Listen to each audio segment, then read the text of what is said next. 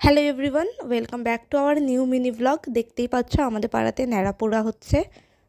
ন্যাড়াপোড়া দেখে চলে এসেছি দিদির বাড়িতে। কালকে সবাই আসবে, সবাই মিলে আমরা দিদির বাড়িতেই রং খেলবো। দোলের দিন তো অনেক কিছুই রান্না বান্না করা হবে, তাই আগের দিন ফুলমি সমস্ত মাছগুলো ভেজে রেখে দিচ্ছে যাতে একটু কাজটা এগিয়ে থাকে।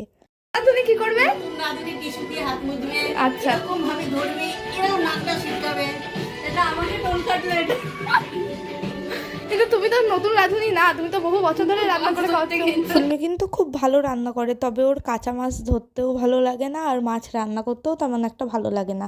তাই দিদিন একটু ওকে রোস্ট করলো, তোমরা দেখতেই পেলে।